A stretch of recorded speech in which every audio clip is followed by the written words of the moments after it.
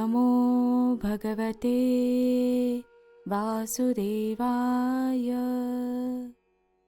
चौथा अध्याय, सती का अग्नि प्रवेश। श्री मैत्रेय जी कहते हैं, विदुर जी, इतना कहकर भगवान शंकर मौन हो गए। उन्होंने देखा कि दक्ष के यहाँ जाने देने अथवा जाने से रोकने, दोनों ही अवस्थाओं में सती के प्राण त्याग की संभावना है। इधर सती जी भी कभी बंधुजनों को देखने जाने की इच्छा से बाहर आती और कभी भगवान शंकर रुष्ट न हो जाए इस शंका से फिर लौट जाती। इस प्रकार कोई एक बात निश्चित न कर सकने के कारण वे दुविधा में पड़ गई, चंचल हो गई। बंधुजनों से मिलने की इच्छा में बाधा पड़ने से वे बड़ी अनमनी हो गई। स्वजनों के स्नेहवश उनका हृदय भर आया और वे आंखों में आंसू भरकर अत्यंत व्याकुल हो रोने लगी। उनका शरीर थर थर कांपने लगा और वे अप्रतिम पुरुष भगवान शंकर की ओर इस प्रकार रोषपूर्ण दृष्टि से देखने लगी मानो उन्हें भस्म कर देंगी।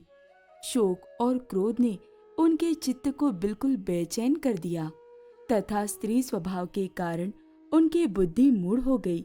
जिन्होंने प्रीतिवश उन्हें अपना आधा अंग तक दे दिया था, उन सत्पुरुषों के प्रिय भगवान शंकर को भी छोड़कर वे लंबी लंबी सांस लेती हुई अपने माता पिता के घर चल दी। सती को बड़ी फुर्ती से अकेली जाते देख श्री महादेव जी के मणिमान एवं मद आदि हजारों सेवक भगवान के वाहन वृषभराज को आगे कर तथा और भी अनेकों पार्षद और यक्षों को साथ ले बड़ी तेजी से निर्भयता पूर्वक उनके पीछे हो लिए। उन्होंने सती को बैल पर सवार करा दिया तथा मैना पक्षी, गेंद, दर्पण और कमल आदि खेल की सामग्री, श्वेत छत्र, चवर और माला आदि राज चिन्ह तथा दुदुम्बी, शंख और बांसुरी आदि गाने बजाने के सामानों से सुसज्जित हो वे उनके साथ चल दिए। तदनंतर सती अपने समस्त सेवकों के साथ दक्ष की यज्ञशाला में पहुंची। वहां वेद ध्वनि करते हुए ब्राह्मणों में परस्पर होड़ लग रही थी कि सबसे ऊंचे स्वर में कौन बोले। सब और ब्रह्मर्षि और देवता विराजमान थे तथा जहां तहां मिट्टी, काठ, लोहे, सोने, डाब और चर्म के पात्र रखे हुए थे। वहां पहुंचने पर पिता के द्वारा सती की अवहेलना हुई। ये देख यज्ञकर्ता दक्ष के भय से सती की माता और बहिनों के सिवा किसी भी मनुष्य ने उनका कुछ भी आदर सत्कार नहीं किया। अवश्य ही उनकी माता और बहिनें बहुत प्रसन्न हुई और प्रेम से गदगद होकर उन्होंने सती जी को आदर पूर्वक गले लगाया।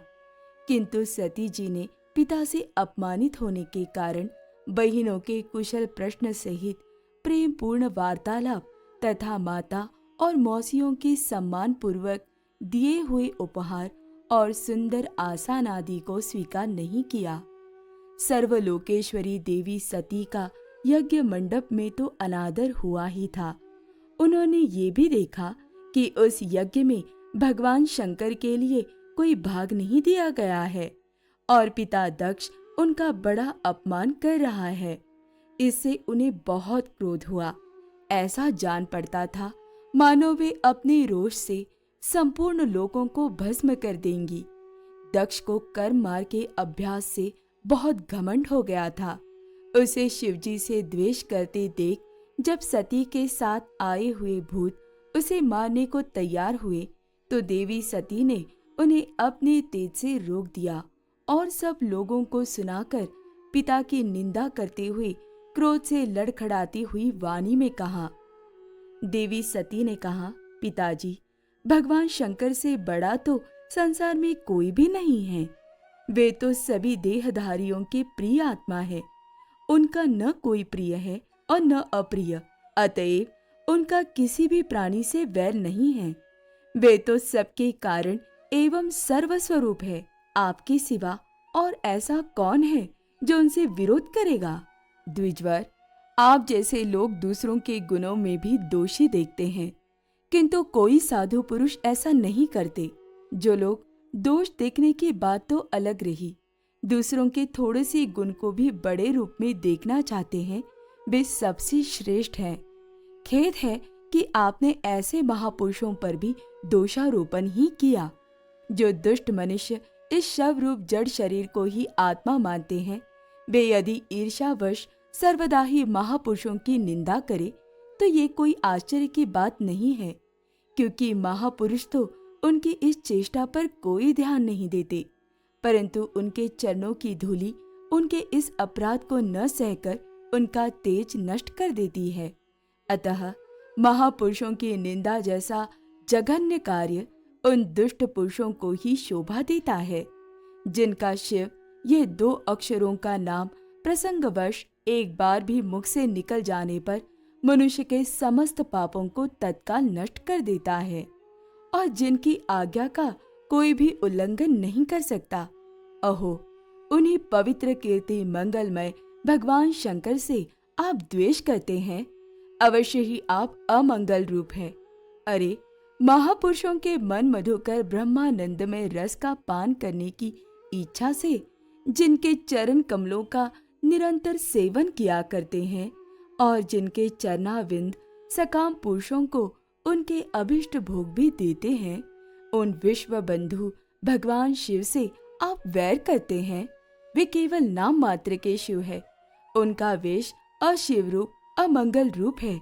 इस बात को आपके सिवा दूसरे कोई देवता संभवतः नहीं जानते, क्योंकि जो भगवान शिव श्मशान भूमिस्थ नर मुंडों की माला, चिता की भस्म और हड्डियां पहने, जटा बिखेरे भूत पिशाचों के साथ श्मशान में निवास करते हैं, उन्हीं के चरणों पर से गिरे हुए निर्माल्य को ब्रह्मा आदि देवता अपने सिर पर धारण करते हैं। यदि निरंकुश लोग धर्म मर्यादा की रक्षा करने वाले अपने पूजनीय स्वामी की निंदा करे तो अपने में उसे दंड देने की शक्ति न होने पर कान बंद करके वहां से चला जाए, और यदि शक्ति हो तो बलपूर्वक पकड़कर उस बकवाद करने वाली अमंगल रूप दुष्ट जीवा को काट डाले। इस पाप को रोकने के लिए स्वयं अपने प्राण तक दे दे, यही धर्म है। आप भगवान नीलकंठ की निंदा करने वाले हैं, इसलिए आपसे उत्पन्न हुए इस शरीर को अब मैं नहीं रख सकती। यदि भूल से कोई निंदित वस्तु खा ली जाए तो उसे वमन करके निकाल देने से ही मनुष्य की शुद्धि बताई जाती है। जो महामुनि निरंतर अपने स्वरूप में ही रमण करते हैं, उनकी बुद्धि सर्वथा वेद के विधि निषेधमय वाक्यों का अनुसरण नहीं करती। जिस प्रकार देवता और मनुष्यों की गति में भेद रहता है, उसी प्रकार ज्ञानी और अज्ञानी की स्थिति भी एक सी नहीं होती।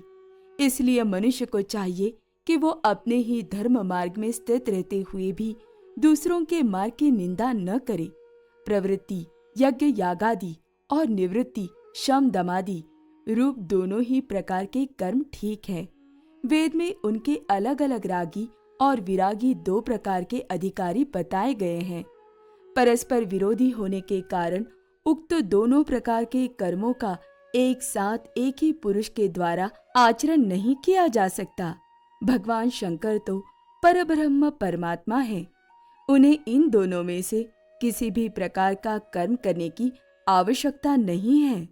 पिताजी, हमारा ऐश्वर्य अव्यक्त है, आत्मज्ञानी महापुरुष ही उसका सेवन कर सकते हैं।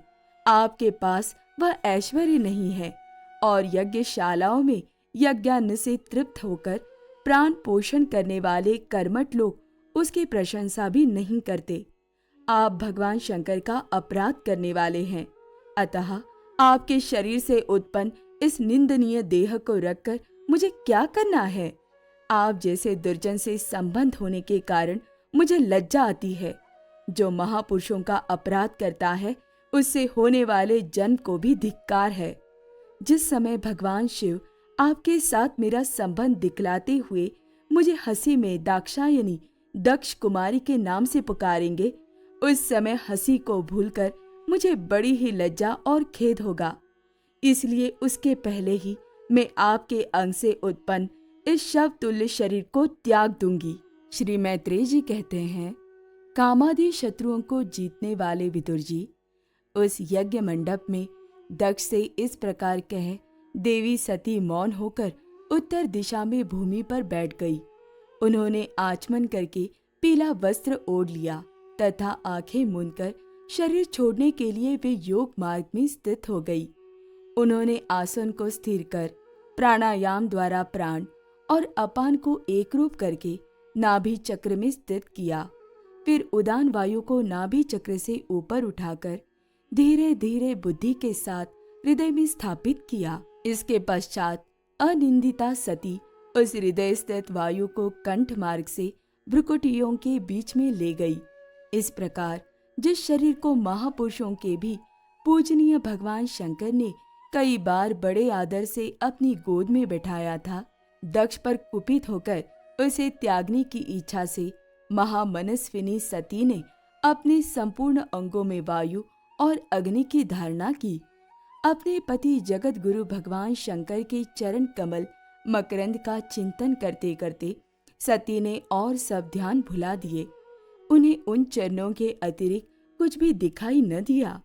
इससे वे सर्वथा निर्दोष अर्थात मैं दक्ष कन्या हूँ ऐसे अभिमान से भी मुक्त हो गई। उनका शरीर तुरंत ही योगाग्नि से जल उठा।